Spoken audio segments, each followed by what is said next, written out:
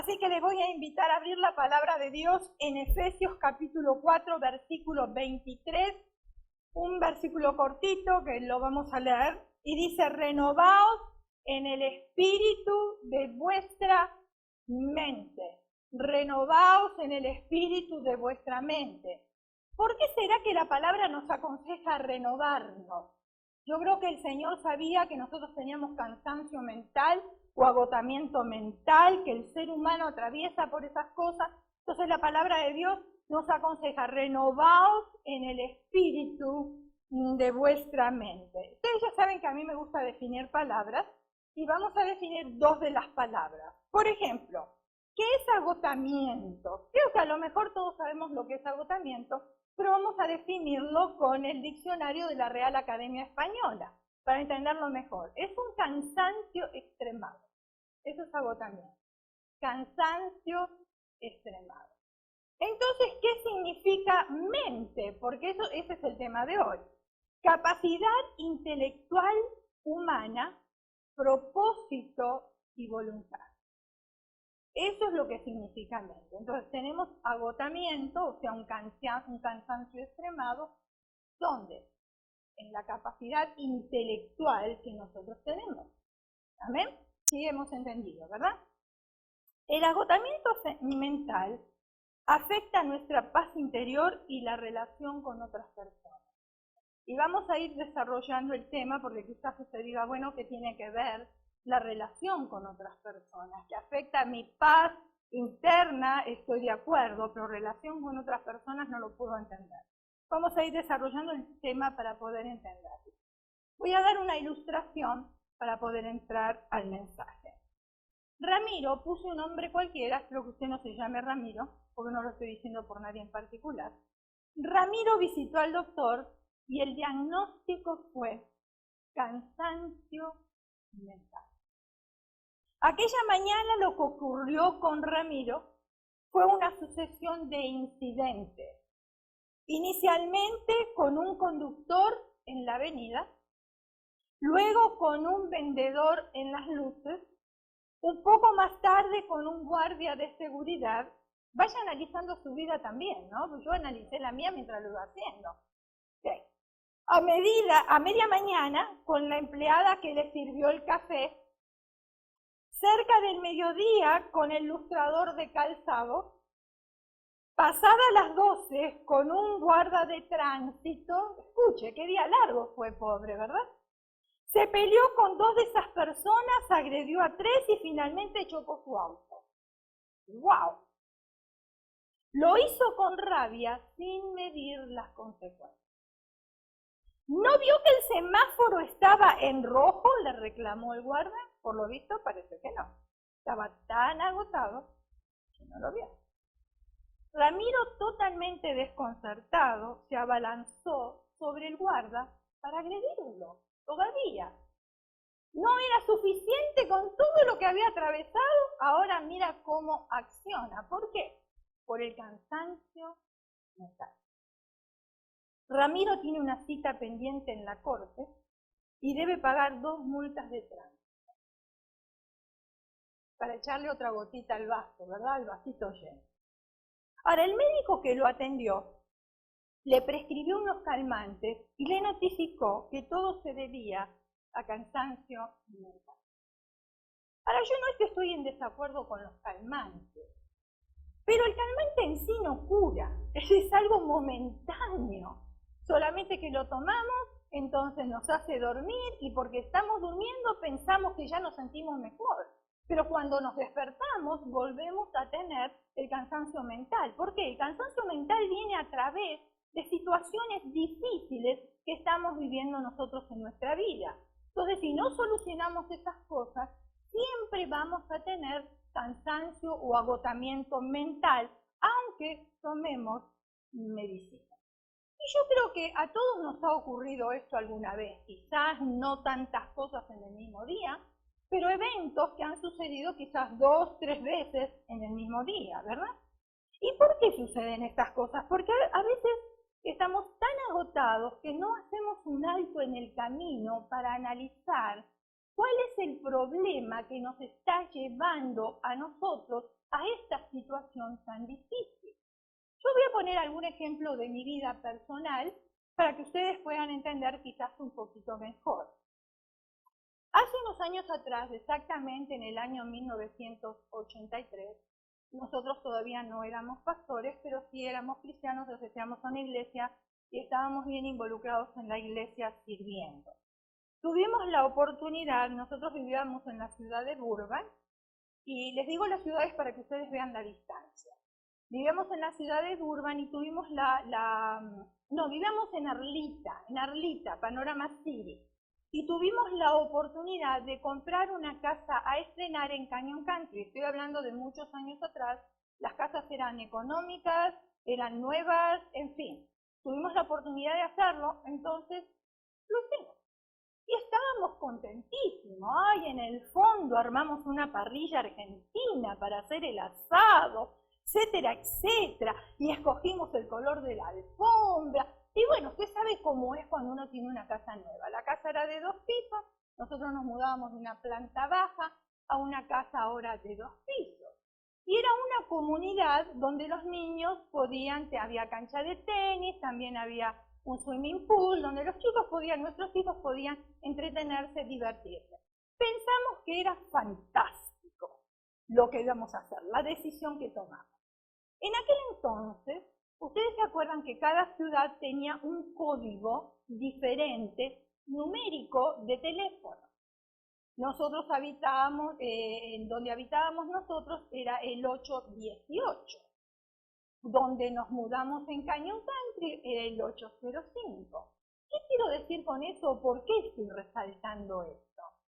Porque era larga distancia. Ahora, la iglesia nos quedaba en el Valle de San Fernando. Imagínense ustedes. Los hermanos de la iglesia teníamos convivio, éramos amigos. Cuando nos mudamos ni siquiera uno nos llamaba, porque era larga distancia. Venirnos a visitar, Canyon Country era como en el fin del mundo para ellos. No venía nadie a visitarnos. Y para ir a la iglesia, nosotros teníamos que hacer unas cuantas millas. Imagínense, de Canyon Country al Valle de San Fernando.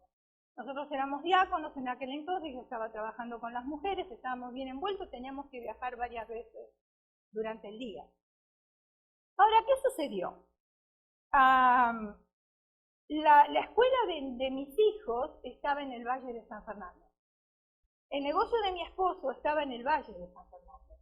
O sea que yo salía a la mañana a llevar los niños a la escuela, era la secretaria de mi esposo, me iba al trabajo, volvía a recoger los niños a la escuela y después ir para la casa. Y cuando los niños tenían un appointment con el dentista, estaba localizado en Burbank. Escuchen, estoy dando ciudades para que ustedes vean la distancia. ¿Estábamos contentos con la casa? Sí. Pero empezó a entrar un agotamiento físico y mental en la vida de mi esposo y la mía. A tal punto que nosotros nunca habíamos discutido de novios, nunca tuvimos un problema, ni de casados tampoco. Pero no habíamos entendido qué estaba pasando, que discutíamos todos los días. Era como que nos dañáramos con gasolina ya a la mañana y a la primera se encendía el fósforo, ¿no? Y entonces explotábamos. Y tuvimos que detenernos en el camino. ¿Por qué estaba sucediendo esto si antes no sucedía? Algo estaba andando mal. ¿Qué era lo que estaba andando mal? Entonces nos sentamos, pusimos todas nuestras actividades sobre la mesa y dijimos, bueno, quizás si cambiamos a los niños de la escuela, ellos iban a una escuela cristiana en el Valle de San Fernando. Si los cambiamos a los niños de la escuela va a ser menos presión, porque ya están allá localizados donde nosotros vivimos, más cerca de todo. Decidimos hacerlo, pero el que dio esa emoción fue mi esposo, y yo muy de acuerdo no estaba. ¿Por qué? Porque al cambiarlo de escuela, ellos tenían que ir a la escuela pública. Y yo dije, acá hay un cambio muy drástico, de una escuela donde una de las materias es Biblia, ahora van a ir a una escuela pública donde se van a encontrar con un montón de jóvenes que ni siquiera van a Biblia. aunque en la escuela cristiana tampoco no eran todos cristianos, pero tenían un orden totalmente diferente. El primer día que yo voy a la escuela, encuentro que el director le está llamando la atención a 3 de los jóvenes. Yo dije, ay Dios mío, esto es confirmación de Dios que los niños aquí no tienen que venir. Entonces como que yo sentí una presión también, pero sí los cambiamos. Vimos que ese no era el problema, porque el problema seguía. O sea, nosotros seguíamos discutiendo igual, entonces quiere decir que la escuela de los niños no era el problema. ¿Cuál era el problema? Vinimos a caer en cuenta, o Dios nos hizo notar, que el problema era la distancia. Porque yo viajaba hasta 5 veces en el freeway por día. Más las tareas de la casa, más involucrada en la iglesia, por supuesto que había un agotamiento físico y un agotamiento mental. Cuando mi esposo tenía reuniones de diáconos, él no venía del trabajo a casa. Tenía que ir a comer afuera, tenía que bañarse en el mismo trabajo, cambiarse en el mismo trabajo, y llegaba a las 12 de la noche y más de una vez se quedaba dormido en el freeway. Pero en aquel entonces no era problema porque no había el tránsito como el que está ahora. Pero tampoco había celulares. O sea que si nos quedábamos en el camino, a la noche era un poco difícil porque había que bajar en la carretera y usar uno de los teléfonos. Entonces, ¿qué decidimos? Tuvimos que hacer un alto y tomar una decisión. O seguimos discutiendo, que eso después iba a llevarnos a arruinar la familia, por supuesto, o si no teníamos que tomar una decisión drástica. ¿Cuál era la decisión drástica? Inteligente todos ustedes, ya se dieron cuenta, vender la casa. No había otra, no había otra. La parrilla quedó ahí. Todo lo que habíamos escogido quedó ahí. ¿Dónde nos volvimos? A Burbank, cerca del negocio. Los niños iban a la escuela también en Burbank. Una casa viejita. De una casa nueva a estrenar, volvimos a una casa vieja. Pero ni bien nos mudamos, las cosas cambiaron. Ya no discutíamos más, los niños iban a la escuela. Después teníamos otro problema, que como la distancia era tan grande y las actividades de los jóvenes a veces terminaban a la 1 de la mañana, a las 2 de la mañana, a veces tenían slumber party en la iglesia. Mis hijos no se podían quedar, porque mi esposo dice, ¿cómo nos vamos a levantar a la 1? Nos vamos a ir hasta allá y los tenemos que ir a buscar. Yo dije, no está correcto, porque ahora los niños quieren ir a la iglesia, después cuando ellos no vayan a la iglesia, no desean ir, nos vamos a arrepentir nosotros. Entonces había muchas cosas que había que poner sobre la mesa para tomar una decisión. Vendimos la casa, separaron los sueldos. Entonces nosotros tenemos que hacer un alto en el camino y decir, ¿por qué estoy tan agotado? ¿Cuál es el problema que estoy teniendo? ¿Por qué yo tengo este agotamiento mental?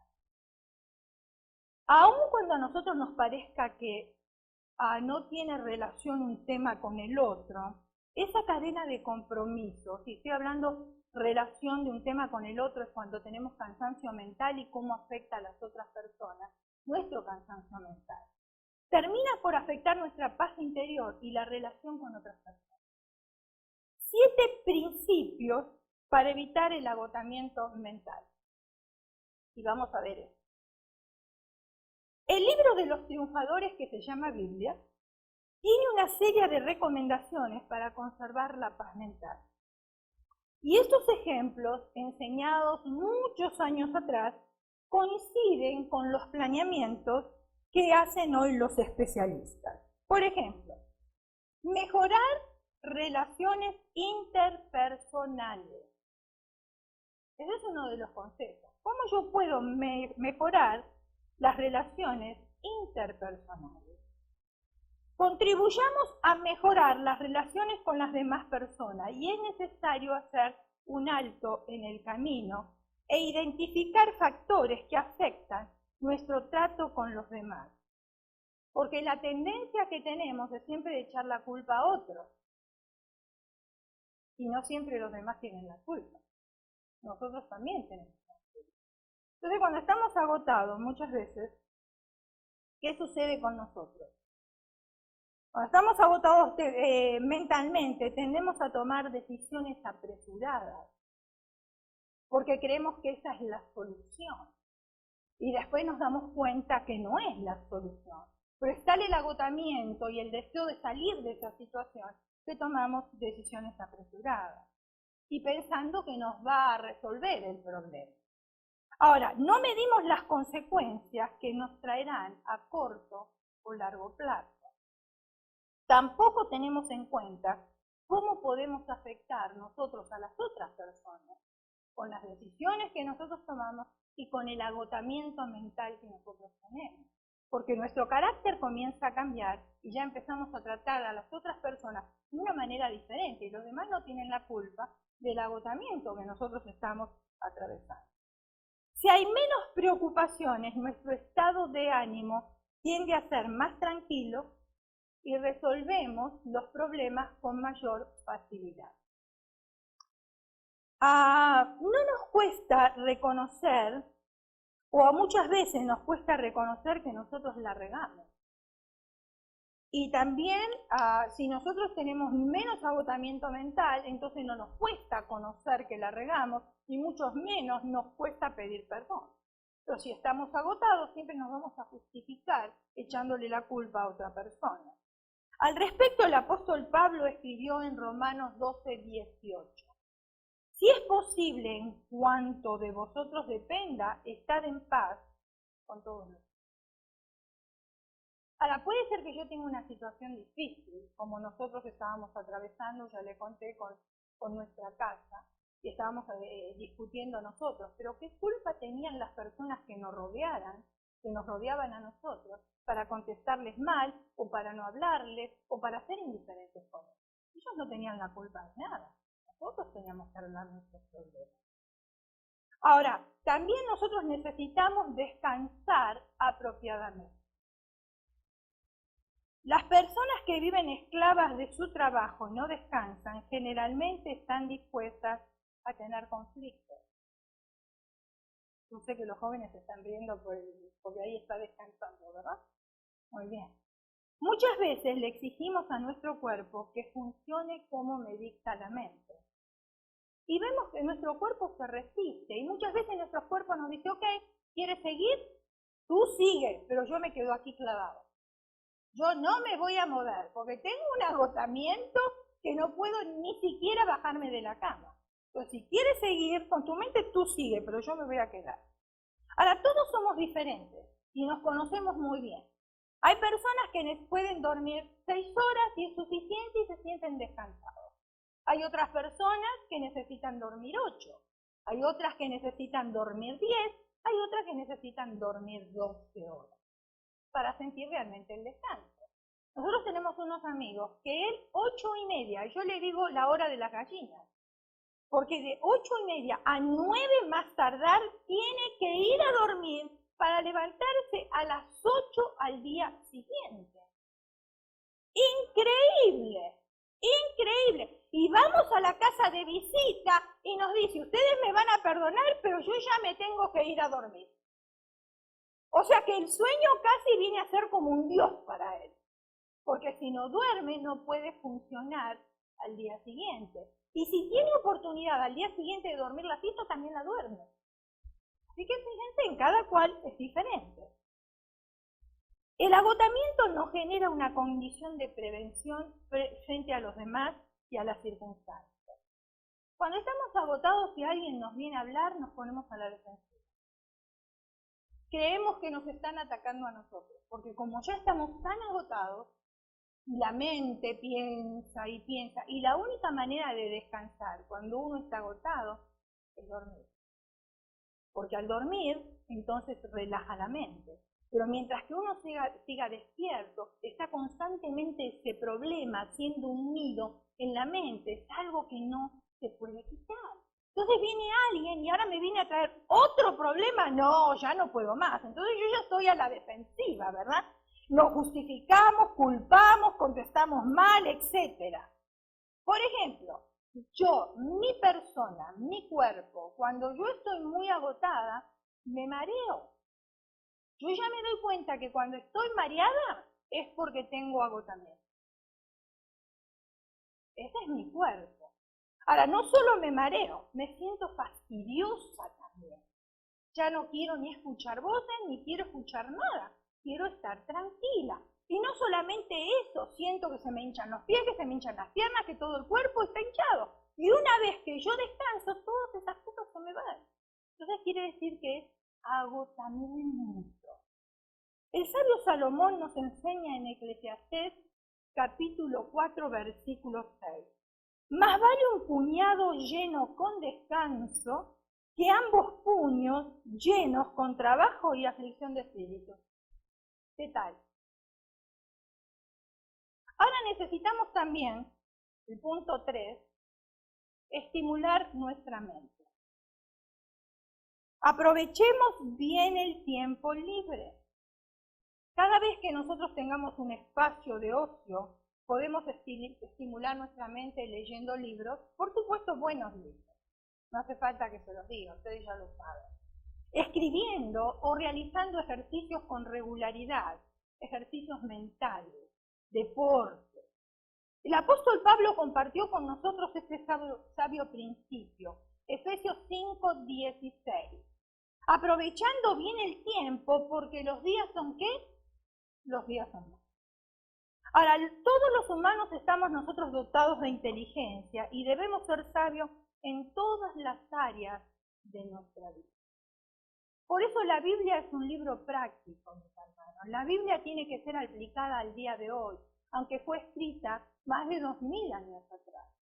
Porque si la Biblia no es aplicable al día de hoy y los consejos de su palabra no nos sirven, viene a ser un libro de historia y estamos perdiendo el tiempo. Es como leer un libro cualquiera. Sin embargo, la Biblia no es así. La Biblia cobra vida, tiene vida, nos instruye, nos enseña y nos dice las cosas que nosotros tenemos que aplicar, aquellas cosas que nos convienen y las que no nos convienen. Entonces nosotros estamos dotados de inteligencia, pero no solamente de inteligencia aquí en la iglesia, o aprender versículos de memoria, o preparar una predicación, sino en todas las áreas de nuestra vida tenemos que ser inteligentes. ¿Cómo me voy yo a conducir? Vengo acá, yo danzo, yo canto, me gustan las profecías, y todo está bien. Pero ¿cómo yo voy a utilizar todo eso que vivo en la iglesia cuando yo voy a mi casa? Usted viene acá y la palabra es impartida. La responsabilidad de nosotros los pastores es de dar comida, pero usted la comida la puede masticar o la puede echar a la basura. Usted haga lo que quiera. Pero si usted es sabio, va a masticar la comida, va a ir a su casa y va a aplicar lo que escuchó aquí. Porque lo dice la palabra de Dios, no porque lo decimos nosotros. Pero si yo la desecho y la tiro a la basura, nunca voy a estar de acuerdo con lo que se predica del culto. ¿Me está entendiendo? Muy bien. Nuestro tiempo es corto y ya que razonamos y consideramos lo que nos beneficia y también nos perjudica. Ahora, lo que nosotros tenemos que hacer es desarrollar nuestra fe. Este es otro punto más, desarrollar la fe. Cuando desarrollamos la fe, hay confianza en que Dios resolverá aquellos problemas que a nuestra mirada lucen como gigantes. Miren, un problema pequeñito así parece un gigante para mí, porque es un problema. Y siempre mi problema me va a parecer mayor que el suyo. Acostumbramos a decir cuando no tenemos problema y otros sí los tienen y vienen y nos piden oración, no te hagas problema.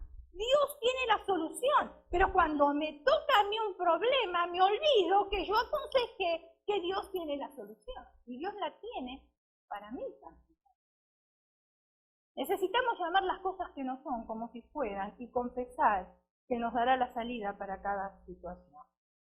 Leer la Biblia nos ayuda a nosotros a mantener la fe. Y lamentablemente hoy en la iglesia general de Jesucristo, yo no estoy hablando del cuerpo de Cristo acá, en general, la Biblia casi no se está leyendo. A veces la tenemos en el teléfono, pero no la estamos leyendo. Y qué bueno tenerla en el teléfono, porque si yo estoy esperando en el dentista, en el doctor, donde quiera que yo esté, yo puedo ahí tener mi devocional también. O sea, si no la tiene, es una idea para que la tenga. Mi hijo el mayor cumplió este año 25 años de casado, bodas de plata. Podríamos tener nietos de 24 años, tranquilamente. Pero tenemos nietos de 17. ¿Debido a qué? debido a que 7 años esperaron ellos para tener a su primer hijo. Al principio, como toda pareja, como eran bien jovencitos ellos, querían disfrutar, salir, en fin, hacer cosas que de novio no podían hacer. Después, cuando decidieron tener una criatura, la criatura no venía. Entonces hubo un tiempo, un lapso de tiempo en el cual ellos estaban probando, iban al médico, etcétera, etcétera, hasta que quedó mi nuera embarazada. Cuando queda embarazada, la revisación que tiene, va al doctor y le dice el doctor, el bebé es muy grande, el bebé que usted tiene. Y ella no se asombró porque en la familia de ella todos son bien corpulentos, robustos, altos. No se asombró. Pero ella le dijo, mire doctor, yo creo que hay otro bebé, porque yo siento una patada un poquito más abajo. Entonces lo revisa y efectivamente eran mellizos, pero venían en bolsas diferentes. Pero ella sí sentía los dos bebés. Entonces los bebés iban creciendo y se va haciendo el ultrasound. Y aquel bebé que no había descubierto el doctor, que era uno de los mellizos, empezó a tener un problema. El hígado le iba creciendo fuera de las 7 capas de piel que tenemos en el organismo. Entonces el doctor le dijo, mire, eso no es normal, vamos a hacer un examen en el cerebro para ver que el niño se desarrolle bien, porque es casi seguro que este niño no va a nacer normal.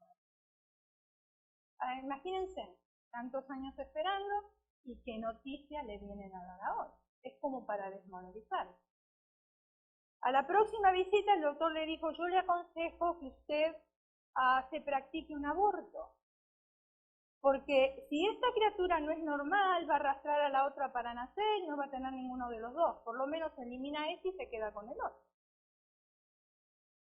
A la cual había decisiones para tomar. ¿Cuál era la decisión? Quizás lo más práctico humanamente era deshacerse del bebé. ¿Por qué? Porque si el niño no era normal, para el resto de sus días había que tratar con esa criatura. Entonces ahí venía un montón de impedimentos. Ya no se podía salir, no se podía tener actividades, lo más normal. Ella dijo, sea como sea que vaya a nacer el bebé, yo lo voy a tener igual. Voy a confiar en Dios, porque Dios tiene la última palabra. Entonces, para aumentar su fe, lo que ella hacía era leer la Biblia, pero los milagros de Jesús. Entonces se sentaba y leía cada milagro, y eso la llenaba a ella y aumentaba su fe. Y así fue como el niño nació. Ella viene de familia de misioneros, de pastores, de generaciones y generaciones, muchas generaciones atrás. Entonces toda la familia estaba orando, nosotros estábamos orando, aquí en la iglesia estaban orando, todos los conocidos estaban orando por esta criatura para que naciera yo. Llega el día del parto, vamos al hospital, estamos ahí. Los padres de ella es su única hija, los padres de ella y estábamos nosotros. En aquel entonces estaban mis padres también, nos fuimos todos al hospital, mi hijo el menor, estábamos todos ahí, esperando la llegada de estos mellizos. En la familia de ella había varios mellizos, en la familia de mi suegra también había mellizos. Entonces, por supuesto, había mellizos de por medio, ¿no? No era nada inusual. Cuando llegamos al hospital, le tuvieron que hacer cesárea y nacen los bebés. Este bebé que el doctor había dicho de que era mejor abortarlo, nació con una belleza. Nunca había visto un bebé así, ni mis hijos nacieron así. Primero que mis hijos nacieron natural, y ustedes saben cuando nacen natural, a veces la cabeza se le deforma un poco, están hinchados. Él nació a través de una cesárea, pero nació hermoso, una nariz perfecta, una cara, una fisonomía. Para mí era un ángel, yo había visto un angelito ahí. Entonces los doctores le habían dicho a mi hijo y a mi nuera, cuando nace, lo vamos a dejar por un espacio de media hora y lo vamos a llevar a la sala quirúrgica y lo vamos a operar. Vamos a tratar de colocarle el hígado dentro de la piel donde le corresponde. Ahora imagínense, recién nacidito, chiquitito era y tenía que atravesar por una operación. Se lo llevan a la sala de operaciones, nosotros estábamos todos ahí afuera. El primer milagro que se desarrolló es que el hígado tenía el tamaño, porque el doctor le dijo cuando ella estaba embarazada que ese hígado tenía el tamaño de una toronja. Cuando lo llevan a la sala de operaciones, el hígado tenía el tamaño de una pelota de tenis, que para nosotros ya era un milagro. Pero no termina ahí, porque cuando le quieren acomodar el hígado en el lugar que correspondía, el doctor se dio cuenta que no era el hígado que tenía fuera, que le había crecido fuera de las capas de piel.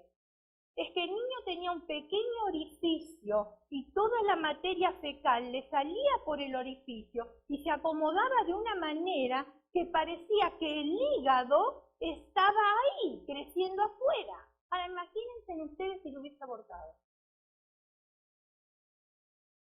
Pero aumenta la fe.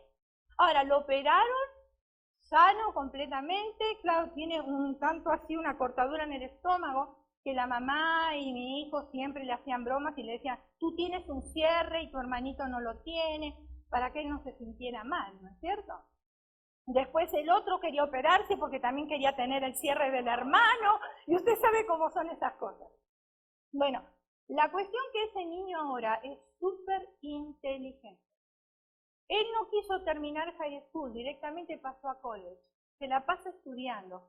Si tiene fiestas de cumpleaños de sus amigos, prefiere quedarse en la casa estudiando. O sea, estudia todo el tiempo, súper inteligente. O sea, ¿podían haberlo abortado? Sí. Pero imagínense de lo que se hubiera privado ahora, ¿no es cierto? Entonces, esas cosas aumentan la fe. ¿Y cómo aumentamos nosotros la fe?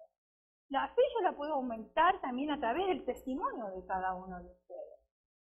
Pero yo no aumento la fe mirando una novela, yo no aumento la fe yendo de shopping, yo no aumento la fe haciendo otro tipo de cosas. Para aumentar mi fe yo tengo que involucrarme en las cosas espirituales. Y qué bueno que la palabra de Dios es un método infalible para que mi fe aumente. Ahora el Señor enseñó a sus discípulos y a nosotros también nos enseña en el día de hoy. Mateo 11, 28. Venid a mí, todos los que estáis cansados y cargados, y yo os haré descansar. El punto número 5, para poder evitar el agotamiento mental, es evitar pensamientos negativos. Una de las principales causas de caos mental son los pensamientos negativos. El campo de batalla de Satanás es la mente. Escuche bien, usted lo tiene que entender y lo tiene que creer, porque algunos, como dijo el hermano, la venida de Cristo parece como una historia, parece como un cuento, y muchos creen que Satanás es un cuento. Y la Biblia nos advierte que tenemos nosotros un enemigo que nos acusa de día y de noche. Y él quiere estropear o derribar el plan de Dios en cada uno de nosotros. Entonces viene, ¿y dónde va a sembrar las dudas? En la mente. ¿Dónde va a sembrar las mentiras? En la mente. ¿Dónde va a sembrar las frustraciones? En la mente. ¿Dónde va a sembrar la falta de esperanza? En la mente. Ahora, está en mí que yo anide, haga un nido con esas cosas negativas y las tenga aquí en mi mente, o que yo las deseche en el nombre de Jesús y renuncie a Satanás. Ahora, considerar que el día está oscuro, aunque brille un sol radiante, es pensar de una manera negativa. Es cierto que las circunstancias adversas nos pueden llevar a experimentar desánimo, ¿cierto? Porque aunque nosotros tenemos a Cristo en nuestro corazón, no es que somos superhéroes. Hay momentos en nuestra vida cuando también se apodera el desánimo, cuando se apodera el agotamiento. Pero ¿cómo voy a hacer yo? Si Dios me dio a mí las armas para que yo pueda luchar contra esas cosas, entonces yo tengo un beneficio que otros no tienen. Porque si yo decaigo en todas esas cosas, entonces estoy hablando de un Dios de poder, pero ¿de qué Dios de poder estoy hablando? Porque si no puede hacer nada en mi vida, si no me puede animar, si no creo yo en lo que Él dice, si yo no tomo las armas que Él me dio para luchar, entonces realmente yo no estoy creyendo en un Dios de poder. Las circunstancias muchas veces las experimentamos de una manera difícil, pero no podemos permitir que eso nos robe la paz. El Señor dijo, la paz os dejo, mi paz os doy, no como el mundo la da, yo os la doy. ¿Cuántas veces hemos tenido una situación difícil y de todas maneras hemos logrado dormir? Porque la paz de Dios llega a nuestras vidas. Y entonces la paz de Dios nos hace descansar. No es como la paz que el mundo proclama. El apóstol Pablo recomendó en Filipenses 4:8. Por lo demás, hermanos, todo lo que es verdadero, no las mentiras, todo lo digno, no lo impuro, todo lo justo, no lo injusto, todo lo puro, todo lo amable, todo lo honorable, si hay alguna virtud o algo que merece elogio, en esto meditar. Esto es lo que nos aconseja a nosotros la palabra de Dios. Otra cosa que nos ayuda a nosotros, otro punto más, es el punto número 6, que nos ayuda a nosotros sobre el agotamiento mental, es hacer ejercicio. Realizar una actividad física ayuda a mantener y proteger el sistema nervioso. Hacer ejercicio puede mejorar la salud mental, ayudando al cerebro a sobrellevar mejor el estrés. A través del ejercicio eliminamos nosotros muchas cosas. Por ejemplo, mi organismo acumula ácido úrico, pero si yo camino, el ácido úrico se va eliminando. Y como eso, un montón de otras cosas. Por ejemplo, el corazón comienza a circular mejor, se activa la circulación de la sangre, etcétera, etcétera. Aunque los doctores recomiendan hacer ejercicio por lo menos 3 veces por semana. Caminar media hora, no necesitamos tampoco agotarnos con el ejercicio. Ahora, el sistema nervioso incluye el cerebro, la médula espinal y los nervios. Y se divide en sistema nervioso simpático, es verdad, se lo voy a mostrar, que es responsable de la lucha o la huida. ¿Cuál es el sistema nervioso simpático? Qué nombre también, ¿no es cierto? A ver, acá. Ahí dice. Sistema nervioso simpático. Cuando enfrentamos situaciones nosotros de estrés, este aumento de la actividad genera cambios tales como aumento en la presión arterial y el ritmo cardíaco y disminuye la digestión de los alimentos. Si llevamos un estilo de vida sedentario, podemos aumentar el nivel de la actividad simpática, lo cual puede desencadenar el aumento de riesgos relacionados con el corazón. Por eso en la escuela están aconsejando a los padres que los niños tienen que tener actividades.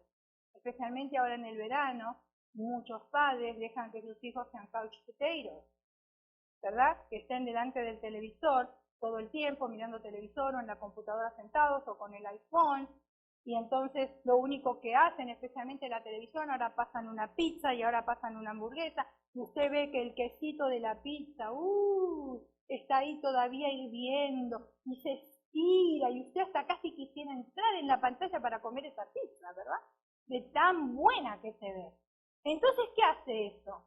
Hace que uno empiece a comer y a comer y a comer. Cuando uno está delante del televisor, se le antojan cosas. Por lo menos a mí me pasa, y si usted es como yo, se le antoja a usted también. Entonces, cuando estamos sedentarios, por supuesto, tenemos problemas del corazón y tenemos un montón de otras enfermedades. Ahora, hay un sistema nervioso que es parasimpático. Y ahí está, el simpático es el que se atribuye en todas estas cosas. Pero el parasimpático contrarresta al otro. El sistema nervioso parasimpático ayuda a que el cuerpo descanse y lleve a cabo las funciones necesarias. Esto incluye descanso de la presión arterial y del ritmo cardíaco, aumento de la digestión. Ustedes vieron con el paso de los años Los jóvenes no, porque yo recuerdo que al principio cuando nos casamos, con mi esposo, como yo tenía negocio y terminaba tarde, muy tarde a la noche, íbamos a cine de trasnoche. A las 12 de la noche íbamos al cine. ¿Saben a qué hora íbamos a comer pizza? Porque allá en nuestros países es diferente de lo que es aquí. Ahí está todo abierto a cualquier hora, la actividad nocturna empieza a las 10 de la noche. Así que son las 5 o 6 de la mañana y todavía se sigue con la actividad nocturna. Salíamos del cine, 5 de la mañana nos íbamos a comer pizza.